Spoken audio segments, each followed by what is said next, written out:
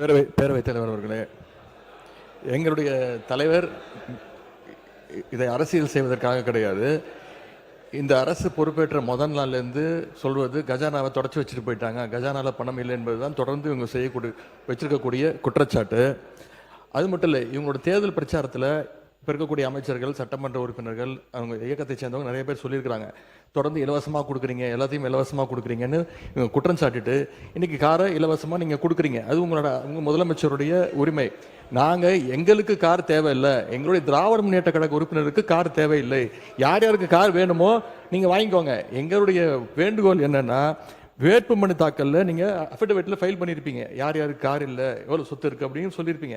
அதுக்கு தகுந்த மாதிரி அவங்களுடைய வசதி வாய்ப்புக்கு ஏற்ற மாதிரி கார் வாங்கி கொடுங்க என்பதுதான் எங்களுடைய சஜஷன்.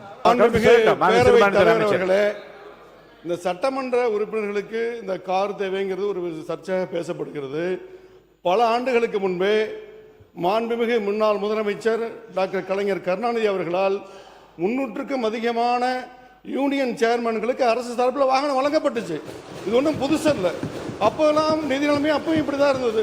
அப்போல்லாம் கேள்வி கேட்காம இப்போ ஒரு சட்டமன்ற உறுப்பினர்களுக்கு கிடைக்கிறது கேள்வி கேட்கறது சரியானதாக பண்ணலாம். உங்களுக்கு பேரவைத் தலைவர்களே, அன்னைக்கு அனௌன்ஸ்மெண்ட்டு என்னன்னா, அனைத்து சட்டமன்ற உறுப்பினர் தான் அனௌன்ஸ்மெண்ட்டு. நல்லா புரிஞ்சுங்க. ஆமாம், இப்போ நாங்கள் சொல்கிறோம் அனைத்து சட்டமன்ற உறுப்பினர் சொன்னால் எல்லாம் சேர்த்து தான் சொல்லியிருக்கீங்க. ஆமாம், எங்கள் கட்சி தலைவர் சொல்கிறார், ஏற்கனவே அரசாங்கம் கடன் பட்டு இருக்கிறது, விவசாயிக்கு முழுமையாக தள்ளுபடி செய்யலை, இப்படிப்பட்ட நிலையில் நமக்கு கார் வேணாம் அப்படின்னு எங்களை அறிவுரை சொல்கிறாரு. அதனால் திமுக சார்பாக இருக்கிற 59 உறுப்பினர் தான் நாங்கள் எங்களுக்கு வானான்னு சொல்கிற மொழிய, அந்த பத்திரம் வேணாம் நீங்கள் வாங்காத அப்படின்னு நாங்கள் சொன்னோம். எங்களுடைய துணைத்தலைவர் அதான் சொன்னார். அதை புரிஞ்சிக்காம அரசியல் பண்ணுறீங்க இதில் என்ன அரசியல் இருக்குது? ஒன்று.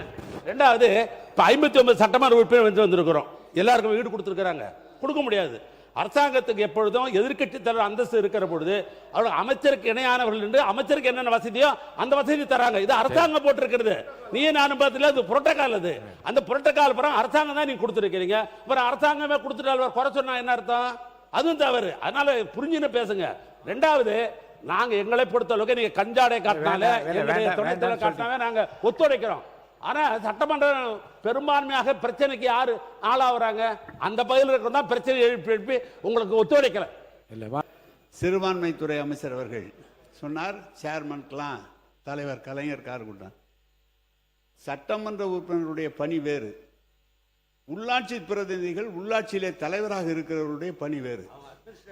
அவங்க நேரடியாக ஒவ்வொரு இடத்துக்கும் சென்று பார்க்க வேண்டும். கொஞ்சம் தயவு செய்து சொல்றேன்,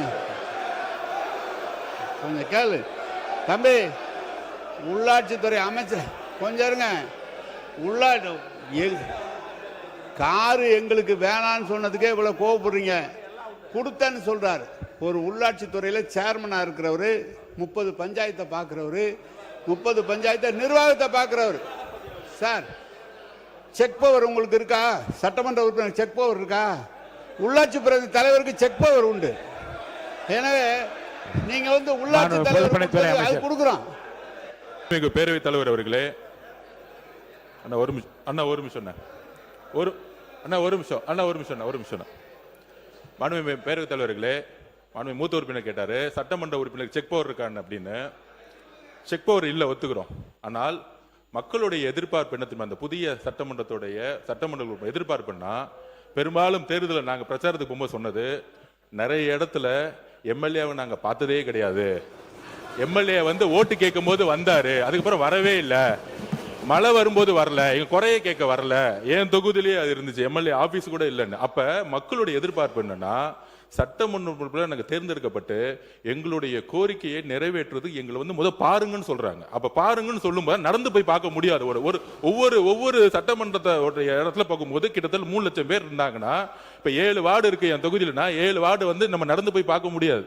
அப்ப இது ஆடம்பரம் கிடையாது. இது அரசியல் ரீதியா நம்ம அமைச்சருக்கு எப்படி மூத்த உறுப்பினர் சொன்னாரோ அது அரசே கொடுத்திருக்கும். சட்டமன்ற உறுப்பினர்களுக்கு இது ஆடம்பரம் கிடையாது. ஒவ்வொரு சட்டமன்ற உறுப்பினர் மக்களை போய் சந்திக்க வேண்டும் என்ற எண்ணத்தில் தான் மாண்புமிகு முதலமைச்சர் இந்த காரை அனௌன்ஸ் பண்ணியிருக்காரு.